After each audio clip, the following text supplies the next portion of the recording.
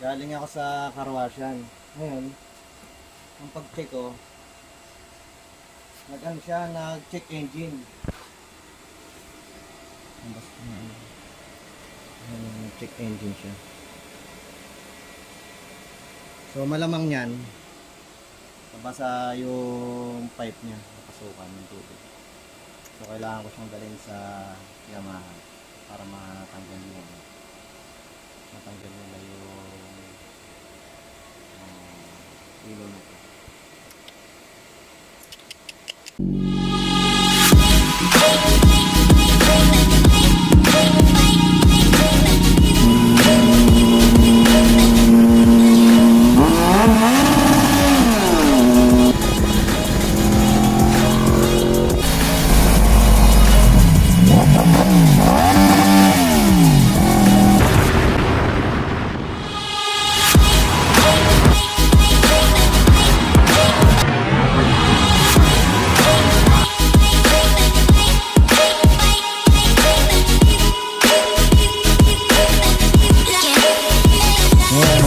Tayo kasi papacheck natin tong ano nya, check engine nya.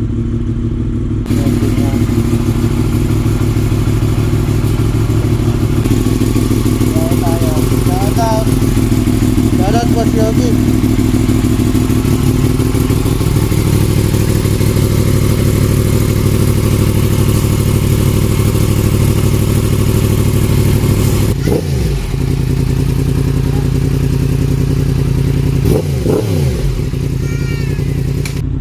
Abada.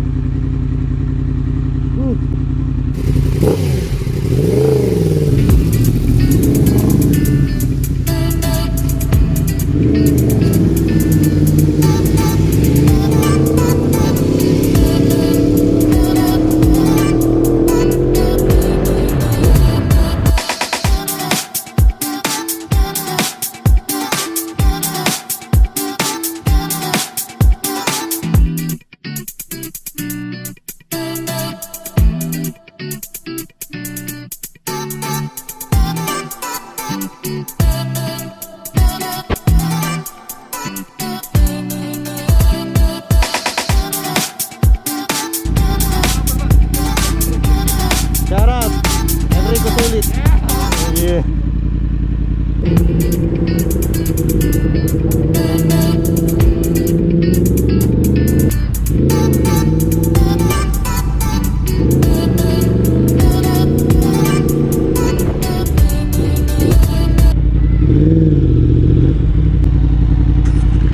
Saan po pwede magdaan?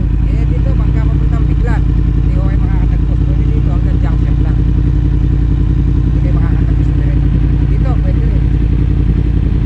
Ikot lang pong ganan. Malapaho, lalagpas din Malapaho. Tapos, lalagpas din ng Malapaho. Baka, ano yun, sa Sabana. Kakaliwa kayo, pupunta. Irrigation, dadaan.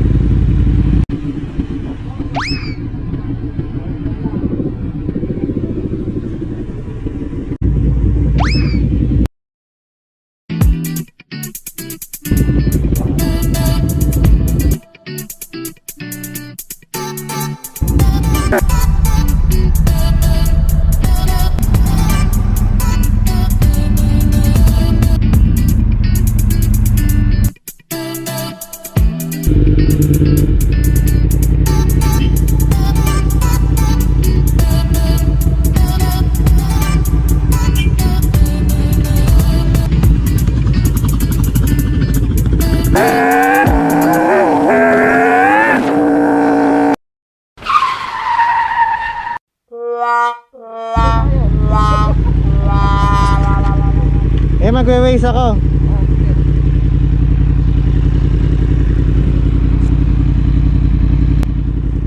Saan tayo napunta? Baka mapunta tayo sa What?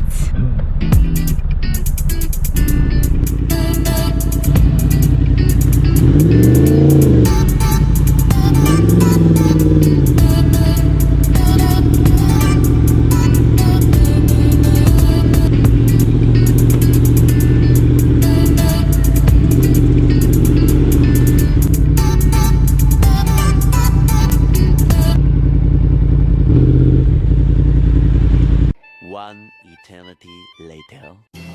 Shoutout. Shoutout.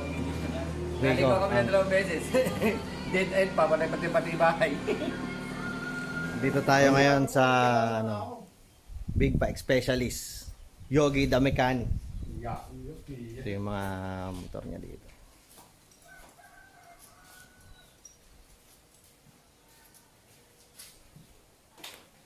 Ayan, ito yung sa atin. May check engine.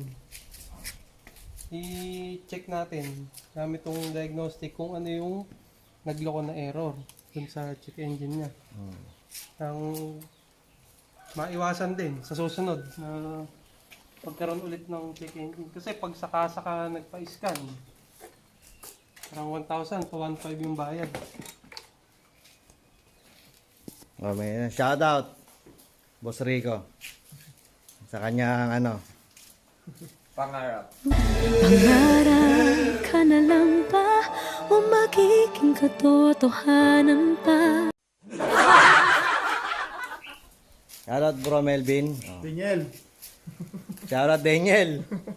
Wala ka na naman. Wala ka na naman dito. Bumili na po kayo ng embutido ni Daniel.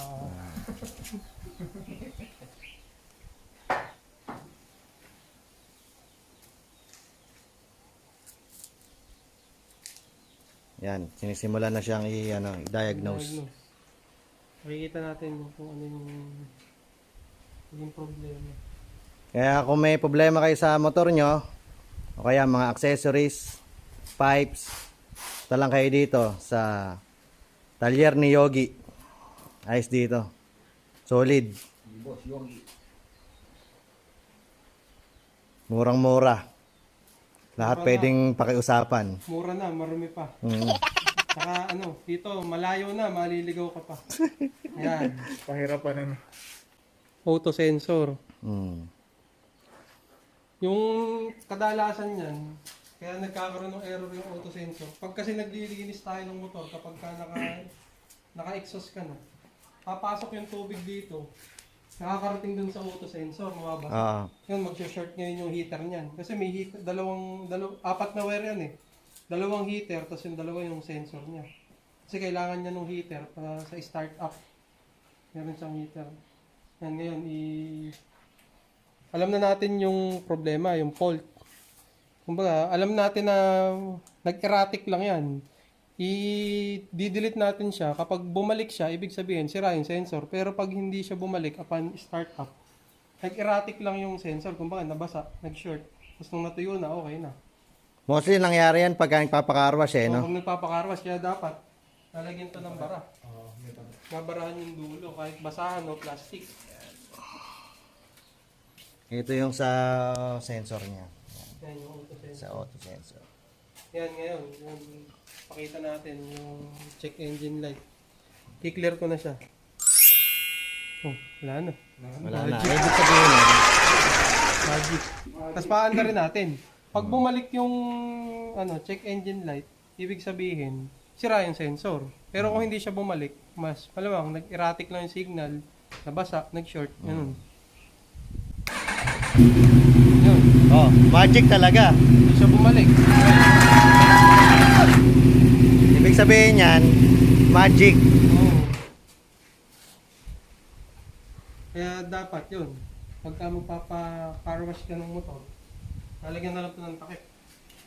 Para hindi mabasa. Kasi yung, pansinin mo, yung pag pumasok yung tubig dito, sa lower part ng sensor, talagang bababa at bababa dun yung tubig. Sa ayaw at sa gusto mo, bababa dun. Pero hindi siya angat. Oo. Hindi, pagka under ng makina Bubuga kasi niya. pabog palabas, lalabas na yung tubig.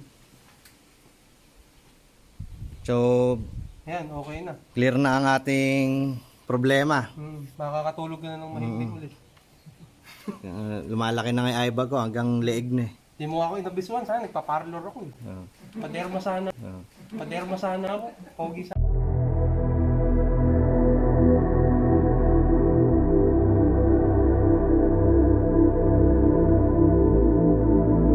O kaya mga ka-boost, don't forget to subscribe, like, and share. Boost Del, Shoutout nga pala kila Bro Melvin, Bro Yogi, The Mechanic. May mga problema kayo sa big bike nyo. Yan, search nyo lang, Talyar ni Yogi. Dito sa San Miguel, Bulacan. Medyo malayo lang. Pero sinisigurado ko, hindi ako mapapahiya sa inyo. Yes, Solid. Sigurado yan. Suki.